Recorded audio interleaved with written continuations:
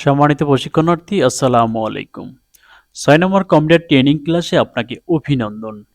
মূল ক্লাসে আপনি শিখবেন টাইপিং টেস্ট, বাংলা টাইপ করার নিয়ম, ক্লাসটির ব্যবহার প্রয়োগ, ইংরেজি থেকে বাংলা,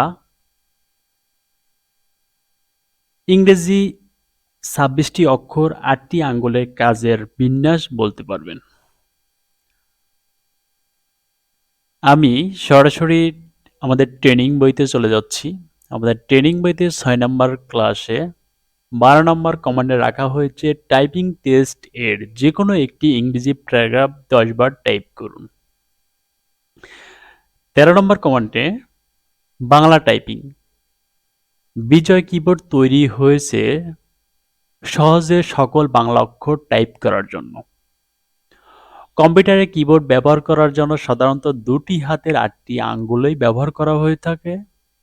প্রথমে ইংরেজি টাইপ করার নিয়ম অনুযায়ী দুটি হাতের আঙ্গুলগুলি যথাস্থানে রাখতে হবে। মনে রাখা ভালো, বাম হাতের আঙ্গুলগুলিতে প্রধানত স্বরচিহ্নগুলো দুটি স্বরবর্ণ সহ থাকে, ডান হাতের আঙ্গুলগুলোতে থাকবে ব্যঞ্জন বর্ণগুলো।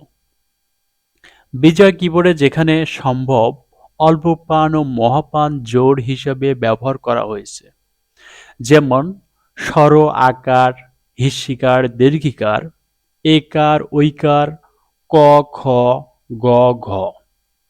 এসব বর্ণের বিন্যাস হলো এমন যে অল্প প্রাণ অক্ষরগুলো স্বাভাবিক অবস্থায় ও মহাপ্রাণ অক্ষরগুলো শিফট অবস্থায় থাকবে।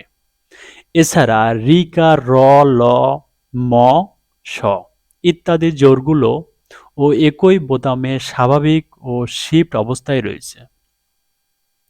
ইংরেজি জি বাটনটিকে রূপান্তর বাটন হিসেবে ব্যবহার করা হয়ে থাকে। এই বাটনটির সাহায্যে স্বরচিহ্নকে ব্যঞ্জনবর্ণে এবং ব্যঞ্জনবর্ণকে যুক্তাক্ষরে রূপান্তর করা যায়। ফলা যুক্ত করতে হলে জি বোতাম ব্যবহার করতে হবে, তবে র ফলা ও জ ফলা যেহেতু কিবোর্ডে আছে সেহেতু সরাসরি টাইপ করেও পাওয়া যাবে।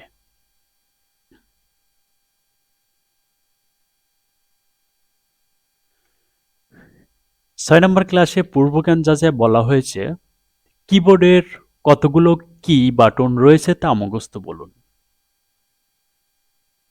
সাধারণত কিবোর্ডে ১০৪টি বাটন থাকে। আমাদের বইটিতে মিস্টেক হওয়ার কারণে এখানে ভুল দেখাচ্ছে। শর্টকাট বার, স্পেস বার এর লেখা মাঝখানে ফাঁকা সৃষ্টি করা।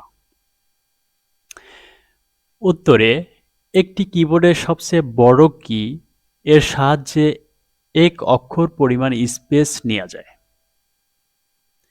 বাড়ির কাজে বলা হয়েছে কিবোর্ডের লেআউট দেখে বাংলা অক্ষরগুলো টাইপ করুন।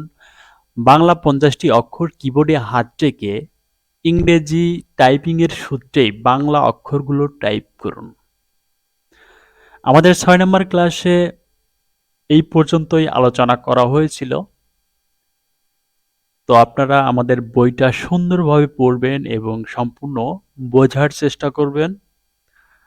আমাদের বলার মাঝে এবং যদি কোনো ভুল ত্রুটি থাকে দয়া করে ক্ষমা সুন্দর দৃষ্টিতে দেখবেন। পরবর্তী নেক্সট ক্লাস না আসা পর্যন্ত আপনারা সকলেই সুস্থ থাকবেন। আল্লাহ হাফেজ।